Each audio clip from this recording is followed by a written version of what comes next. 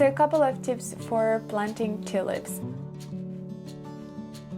So for planting all bulbs, typically the rule of thumb is dig a hole that's about twice the height of the bulb. So that's about, for tulips, typically 10 to 15 centimeters. Spring bulbs need a period of cold in order to flower properly, so typically that's between 11 to 12 weeks depending on varieties. So you need the cold. This is why it's only necessary to plant them from, I would say, end of September through to beginning of December. If you plant them a bit later in December, that's fine. It just means that they may bloom a little bit later for you because they still need a specific amount of time to go from bulb to fully formed flower. Don't plant your spring bulbs too early because tulips can get a disease called tulip fire, which once they come up out of the ground in the spring, the foliage will curl up and die and they won't bloom really well. So one way to avoid that is to wait for a bit cooler temperatures. If your bulb already shows signs of rot before you plant it, I would say plant it anyway because you never know, but maybe make sure you increase the density of bulbs in the area just in case you don't get a bloom out of it. You never know, always plant it. Whilst tulip would prefer a very sunny location, daffodils are tolerant of part shade, so it makes it really great for areas that don't get as much sun.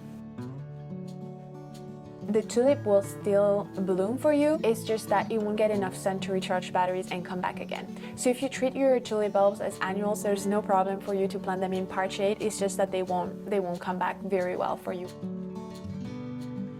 Daffodils are typically better at naturalizing, so coming back from year to year, but some varieties of tulips are really good at that as well. To give your bulbs the best chance of coming back the next year, it's really important to leave the foliage to die off on its own, but you could also lift it when it just starts to yellow. Lift the whole bulb and leave it in a crate in a cool, dark, dry place to cure essentially, so all the energy of the foliage will still go back into the bulb, and then you can store them to plant back out the next year. Also, make sure to deadhead the spent flower heads as soon as the bloom fades.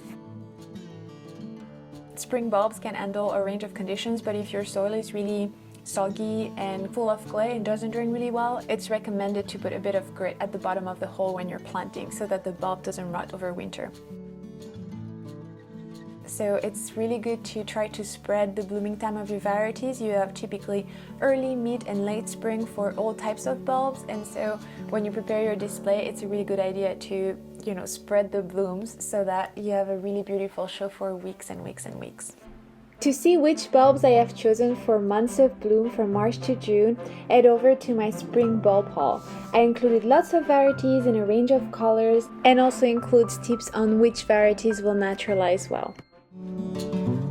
One of the really good things with spring bulbs is that they do really well both in pots and in the ground, and if you plant them in pots, of course, it's really easy to leave the bulbs when they're done and reuse them from year to year. What's really good about pots is that you can pack them full, so have the bulbs really close, almost touching, so it really creates beautiful dense shows. So you can also create bulb lasagna, so layers of bulbs. This is typically better for bigger containers because each bulb will create a lot of roots and then we'll still need a lot of nutrients and water, and so smaller pots tend to not offer enough space for that. What I do personally in my garden is put a brick or pot raisers underneath the pot so that water can drain freely and doesn't clog up and create a pool of water and rot there. I would avoid putting them anywhere indoors or anything like that because then you have to be extra diligent about watering them.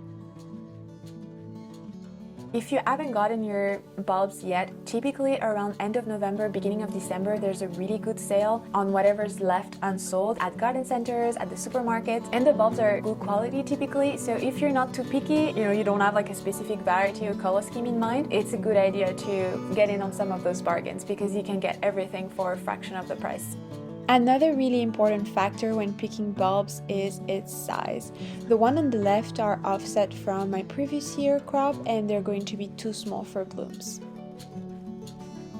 And I hope you'll have a really beautiful spring show, and you can of course pop in on my Instagram. I'll let you know exactly when I plant my bulbs. And I'll see you next time. Bye! And anyway, I'll probably be doing a video, I'm not sure, but I'll try to film as much as possible of the planting process if that helps and share it with you.